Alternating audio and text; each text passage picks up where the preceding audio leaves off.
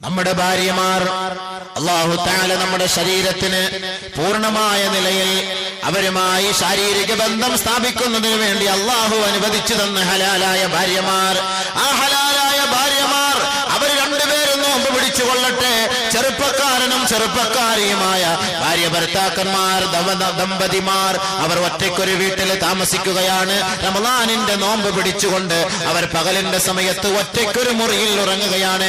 ശാരീരികമായി അവർ ബന്ധപ്പെട്ട് കഴിഞ്ഞാൽ അവരല്ലാതെ മറ്റാരും അറിയുകയില്ല. പക്ഷേ ഒരു നോമ്പുകാരനായ യുവാവോ ഒരു നോമ്പുകാരിയായ യുവതിയോ പരിശുദ്ധമായ റമളാനിന്റെ മാസത്തിന്റെ പകലിന്റെ ദിവസങ്ങളിൽ അവർ ഒരിക്കലും ശാരീരികമായി ബന്ധപ്പെടാൻ തയ്യാറാവുകയില്ല. ഇതാണ് തഖ്വ. ഇതാണ് തഖ്വ. ഒരു തയ്യാറാകുമോ സുഹൃത്തുക്കളെ? ചിലര് രാത്രിയും ബന്ധപ്പെടില്ല. റമളാൻ മാസമായി കഴിഞ്ഞാല് പകല് ഹറാം, പകലിന്റെ സമയത്ത് ഹറാം, പക്ഷെ രാത്രിയും ബന്ധപ്പെടൂല. ഭാര്യമാരുമായിട്ട് ഒരു മാസം അങ്ങോട്ട് തലാക്കി ഒല്ലി മാറ്റി അടുത്ത മുറിയിലിട്ട് കഥ അടച്ചു പൂട്ടിയേക്കും റമളാൻ മാസത്തിൽ. അത് തെറ്റാണത്. أحل لكم ليلة الصيام الرفث إلى نسائكم هن لباس لكم وأنتم لباس لهن. നിങ്ങൾക്ക് രാത്രി അവരുമായിട്ട് ബന്ധം പുലർത്താം, കുഴപ്പമില്ല, തെറ്റില്ല. പരിശുദ്ധ ഖുർആൻ നോമ്പ് പിടിക്കുന്ന സമയത്ത് മാത്രമാണ് അനുവദനീയമല്ലാത്തത്. നോമ്പ് മുറിച്ചു കഴിഞ്ഞാൽ നിങ്ങൾക്കിതെല്ലാം അനുവദനീയമാണ്. പരിശുദ്ധ ഖുർആൻ. പക്ഷേ ഇവിടെ തഖ്വ, ഇവിടെ ഭയഭക്തി. ഒരു ചെറുപ്പക്കാരൻ അല്ലാഹുവിനെ ഭയന്നുകൊണ്ട് അവൻ തന്റെ ഭാര്യയുമായി ശാരീരിക ബന്ധം പുലർത്താൻ തയ്യാറാവുകയില്ല. ഇതാണ് തഖ്വ. ലഅല്ലക്കും തത്തഖൂൻ എന്ന് അല്ലാഹു തആല പറഞ്ഞു. എന്തൊക്കെയാ ഗുണമുള്ളത് അത് മനസ്സിലാക്കി. ഇനി അടുത്തത് അതാണ് ഇനി മനസ്സിലാക്കേണ്ടത്.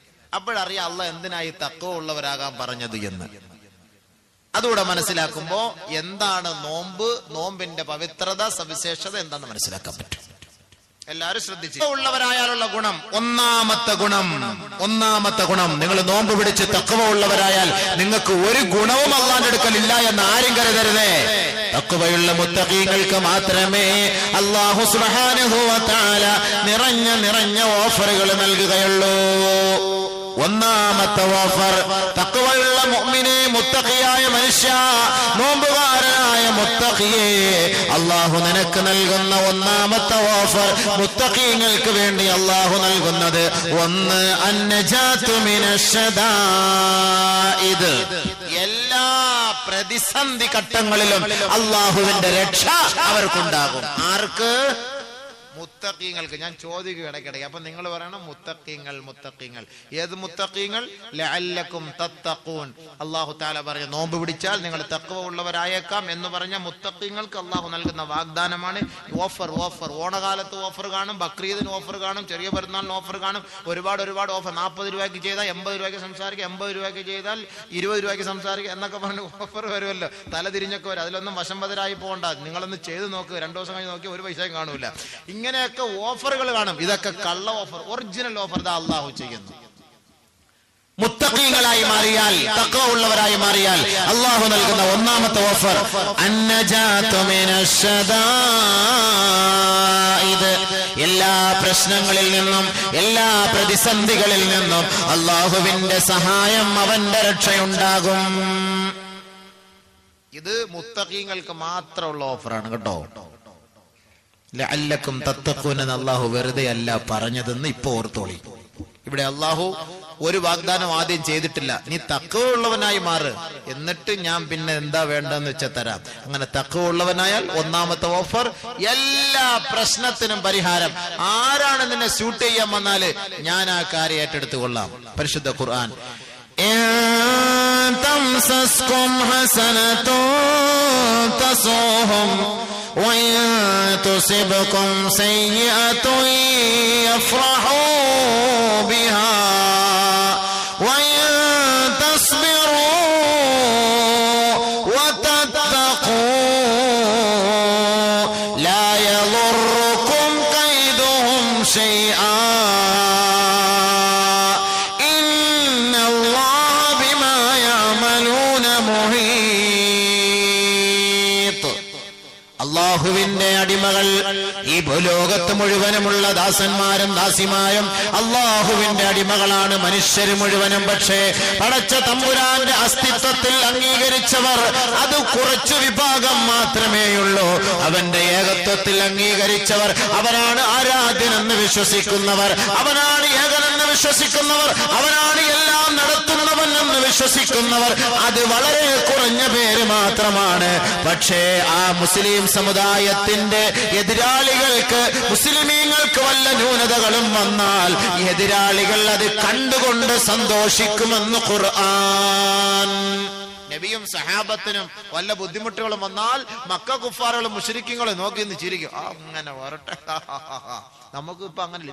അന്ന് മുശ്രിക്കുകളും മുസ്ലിങ്ങൾക്കെതിരെ, ഇന്ന് മുസ്ലിമും മുസ്ലിമിനെതിരെ. പാരവെപ്പ് മൊത്തം അവന്റെ കയ്യിലേ ഉണ്ട്. ചുമ്മാ അല്ല, പാരയ്ക്ക് വില കൂടുതൽ. ഇത് തിന്ന് ഇവന്റെ ജോലി എന്താ? കുലത്തൊഴില പാരവെപ്പ്. മുസ്ലിമും മുസ്ലിമിന് ഇടങ്ങേറും. ഇവന് മാത്രമേ കടയിടാവൂ. വേറെ ഒരുത്ത അവിടെ കട കൊണ്ടുവച്ചാൽ അവനെ എങ്ങനെയെങ്കിലും പൂച്ചത്തലയ്ക്കകത്തോ കോഴിത്തലയ്ക്കകത്തോ വെണ്ടയ്ക്കായ്ക്കകത്തോ ഉരുളം കിഴങ്ങിനകത്തോ ഇവനെ അവിടെ നിന്ന് ഓടിക്കാനുള്ള പദ്ധതിയായിരിക്കും. പിന്നെ വേറെ ഒന്നും കടയിലൊന്നും ആരും ഇടാൻ പാടില്ല. ഇവ മാത്രമേ ഇവിടെ തിന്നാവൂ, ഇവ മാത്രമേ ജീവിക്കാവൂ. ബഹുമാനമുള്ള സഹോദരൻ, അത് പാടില്ലല്ലോ. അത് അസൂയല്ലേ, അത് ഹസദല്ലേ, അത് വിരോധമല്ലേ, ക്രോധമല്ലേ? അവർക്ക് ദുനിയാവിലും ആഖിറത്തിലും രക്ഷയില്ല. ഒരുത്തന് നന്മ കിട്ടട്ടെ, റിസ്ക് തരുന്നത് അല്ലാഹു അല്ലേ? അവരെ ഗൾഫിൽ ആരും പോകരുതല്ലോ, നീ മാത്രമേ പോകാവുള്ളല്ലോ. ഗൾഫിൽ ലക്ഷക്കണക്കിന് കേരളക്കാര് ദുനിയാവിലുള്ള ലോകത്തുള്ള ഗൾഫിലും മറ്റുള്ള സ്ഥലങ്ങളിൽ നിൽക്കുന്ന എല്ലാ കേരളക്കാരെ ഇങ്ങോട്ട് പറഞ്ഞയച്ചു വിട്ട നമ്മളിവിടെ ശ്വാസം മുട്ടി മരിച്ചു പോകും. എല്ലാണ്ണം വെളിയിലാണ് കിടക്കുന്നത്. ബോംബെയിൽ എത്രണ്ണമുണ്ട്, ഡൽഹിയിൽ എത്രണ്ണമുണ്ട്, തമിഴ്നാട്ടിൽ എത്രണ്ണമുണ്ട്. മഹിഷറെ പോയാൽ അവിടെയും കാണും ചായക്കച്ചവടം. ആരാന്ന് ചോദിച്ചാൽ മലപ്പുറം കാക്കായിരിക്കും. കാരണം ഈ ദുനിയാവിൽ എവിടെ പോയാലും ഒരു ചായക്കടയായിട്ട് നമ്മുടെ കേരളക്കാർ ഏത് മൂലയിലും കാണും, എവിടെ പോയാലും കാണും.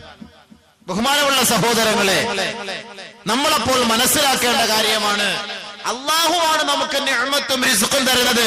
അത് എത്ര പേര് നമ്മുടെ മുന്നിൽ കടവെച്ചാലും, എത്ര പേര് ഒന്ന് കച്ചവടം ചെയ്താലും നമുക്കത് പ്രശ്നമല്ല. പടച്ചവൻ തരാൻ തീരുമാനിച്ചാൽ അള്ളാഹു അത് തരും എന്നുള്ള വിശ്വാസമാണ് നമുക്കുണ്ടാകേണ്ടത്. പിന്നെ ഒരാൾക്കൊരു ബുദ്ധിമുട്ട് വരുമ്പോ അടുത്തവൻ നോക്കിയിരുന്ന് ചിരിക്കരുത്. അത് മുനാഫിക്കിന്റെ അടയാളമാണ്. ഒരാൾക്കൊരു ബുദ്ധിമുട്ട് വരുമ്പോൾ നമ്മൾ ദുആ ചെയ്യണം. പടച്ചവനെ നീ അത് മാറ്റിക്കൊടുക്കണേ അല്ലാ, പാവം പിടിച്ചവനാണ് റബ്ബേ, നിന്റെ അടിമയാണല്ല, നിന്റെ ദാസനാണല്ല, നീ അദ്ദേഹത്തിന് ആരോഗ്യം നൽകണേ അല്ല. അങ്ങനെ വേണം ദുആ ചെയ്യാൻ. അതാണ് വേണ്ടത്. എങ്കിലും നിന്റെ ദുആ അല്ലാഹു സ്വീകരിക്കുകയും നിന്നെ അല്ലാഹു രക്ഷപ്പെടുത്തുകയും ചെയ്യും. ഇവിടെ അല്ലാഹു തആല പറയുന്നു, ഇൻ തംസസ്കും ഹസനതുൻ തസൂഹും വഇൻ തുസിബുകും സയ്യിഅത്തുൻ യഫറഹൂ ബിഹാ വഇൻ തസ്ബിറൂ വതത്തഖൂ ലാ യദുർറുകും കൈദുഹും ശൈആ. നബിയേ, സഹാബത്തെ, നിങ്ങൾക്ക് വല്ല ദോഷവും ബുദ്ധിമുട്ടുകളും വന്നാൽ ആ എതിരാളികൾ, പ്രതിയോഗികൾ അത് കണ്ട് സന്തോഷിക്കും ഹബീബേ. നിങ്ങൾക്ക് വല്ല സന്തോഷവും വന്നാലോ അവർ ദുഃഖിക്കും നബിയേ, അവർ ദുഃഖിക്കും നബിയേ. ഇത് രണ്ടും നിങ്ങൾ വകവെക്കേണ്ടതില്ല.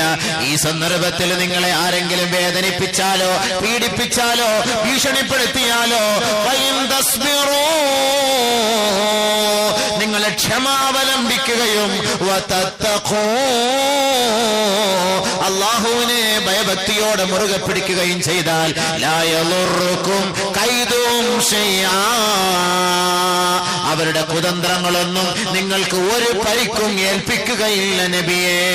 ഇന്നല്ലാഹ ബിമാ യഅമലൂന മുഹീത്, സകലമാന കാര്യങ്ങളും അല്ലാഹു സസൂക്ഷ്മം വീക്ഷിച്ചു കൊണ്ടിരിക്കുന്നവനാണ് നബിയേ. അതുകൊണ്ട് നിങ്ങൾക്കൊരു ബുദ്ധിമുട്ട് വരുമ്പോ അവര് സന്തോഷിക്കും, അവർക്കൊരു ബുദ്ധിമുട്ട് നിങ്ങൾക്ക് ഹൈർ വരുമ്പോ അവർക്ക് ഖേദവുമാകും. ഓ, അവൻ അങ്ങനെ കിട്ടിയോ, അവൻ രക്ഷപ്പെട്ടു പോയോ, അവൻ പരീക്ഷയിൽ വിജയിച്ചോ, അവന് നല്ല കച്ചവടം.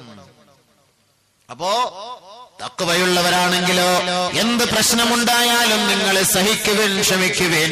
അല്ലാഹു തആല നിങ്ങളുടെ ഉത്തരവാദിത്തം ഏറ്റെടുക്കും. വഇൻ തസ്ബിറൂ, നിങ്ങൾ ക്ഷമിച്ചാൽ, വതത്തഖൂ, ഭയപ്പെട്ടാൽ, തഖ്വ ഉള്ളവരായാൽ, ലാ യദുർറുകും കൈദുഹും ശൈആ, ആരുടെ ഉപദ്രവങ്ങളും നിങ്ങൾക്ക് ഫലിക്കുകയില്ല കേട്ടോ. ആരുടെ ഉപദ്രവങ്ങൾ നിങ്ങൾക്ക് ഫലിക്കില്ല, പേടിക്കണ്ട എന്നർത്ഥം. മുത്തഖീങ്ങളെ നിങ്ങൾ പേടിക്കണ്ട എന്നർത്ഥം. ആരും നിങ്ങളെ ഒന്നും ചെയ്യുകയില്ല.